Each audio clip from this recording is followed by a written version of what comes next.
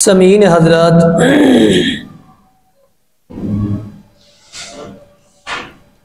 गुज़श्ता खुतबा जुमा के अंदर आपने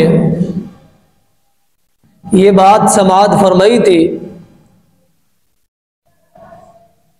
कि दीन इस्लाम किस कदर ये दीन वाज़ेह है, अमन का दीन है और सुकून का दीन है।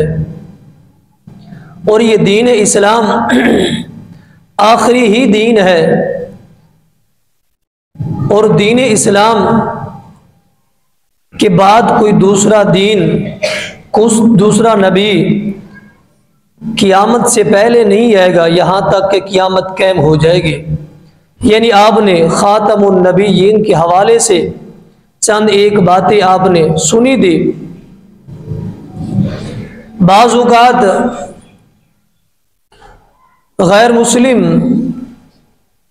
और मुसलमान और गैर मुस्लिम के दरमियान रहने वाले लोग एक सवाल करती हैं हमेशा, क्या ये किताब आखिरी किताब है? क्या यह दीन आखिरी दीन है? क्या ये रसूल मोहम्मद सल्लल्लाहु अलैहि वसल्लम आखिरी रसूल है? आपके बाद कोई किताब नहीं आएगी, कोई रसूल नहीं आएगा। क्या ये बात इसी तरह वाज़ेह है? तो उनके लिए ये पैगाम है और ये बात वाज़ेह ही है।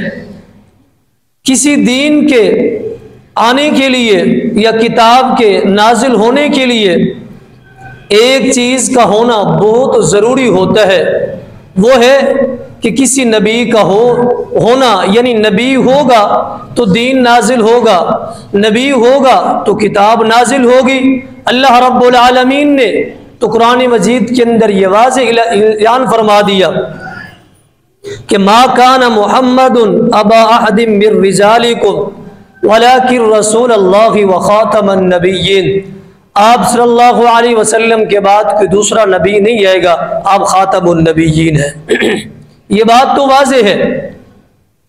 इसी के साथ मिलने वाली आज के खुतबे की सिर्फ एक बात, पिछले टॉपिक के साथ, उन्वान के साथ एक बात को जोड़ेंगे, फिर अपने मौजू की तरफ आएंगे। आज का जो मौजू है, उन्वान है, वो ये है कि कुरान मजीद अल्लाह रब्बुल आलमीन की ये कलाम है।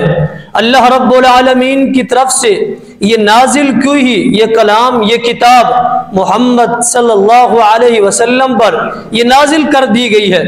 इस किताब के अंदर मुसलमानों के लिए, लोगों के लिए गौर व फिक्र करना, तदब्बुर करना, इस किताब को समझना और इसी के अंदर इंसान फिक्र करना कि इस किताब के अंदर किस चीज़ को अल्लाह रब्बुल आलमीन ने नाजिल किया है और मुसलमानों को हुक्म दिया है।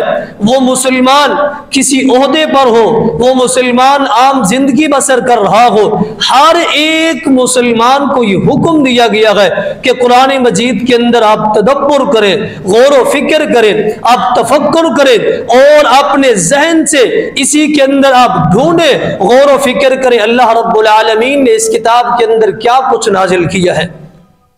कुरान मजीद का मुताला करती है, जा बजा ये जगह आती है, अफला यतदक्करून अफला यतदब्बरून, गौर व फिक्र करें। उलिल अलबाब, ये बड़ी ही एक नसीहत वाली किताब है और लोगों के लिए ये निशानियां लेके आई है। ये एक इबरत का सबब है, इससे आप हासिल करें इबरत। और जो पहले कौमें गुजर गई है उनके साथ गुनाह की वजह से अल्लाह रब्बुल आलमीन ने उन्हें किस कदर अजाब दिया है, ये इंसान के लिए एक इबरत है, इससे हासिल करें।